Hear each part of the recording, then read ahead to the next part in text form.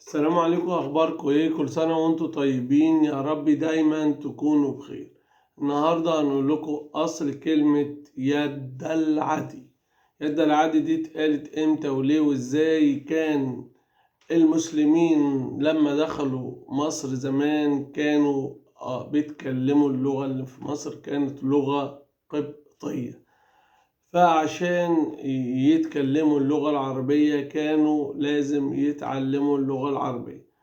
وعشان يتعلموا اللغة العربية الموضوع كان مش سهل وكان صعب جدا، وكان يعني بياخد وقت ومجهود كبير.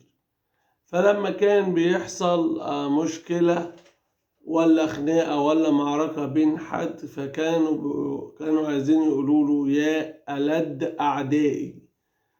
فكان طبعا لسه طبعا زي الطفل اللي هو بيتعلم الكلام، كان بيقطع في الكلام، كان بيقول الكلام متقطع، فكان بيقول يد العدي.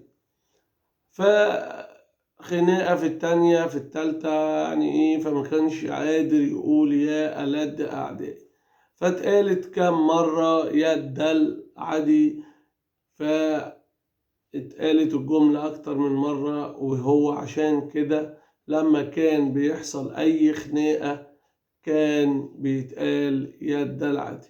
ليه؟ عشان كان مصريين زمان مش كان العربي تقيل عليهم، هما جم يتعلموا وينطقوا يا ألد أعدائي ساعة الخناقة كانوا بيقولوا يد العدي. ودي كانت أصل كلمة يد العدي، أصلها يا ألد أعدائي. اشتركوا معانا في قناتكم المفضلة أصل الحكاية في كلمتين وبس، وشير وسبسكرايب لكل حبايبكم، وكل سنة وانتم طيبين.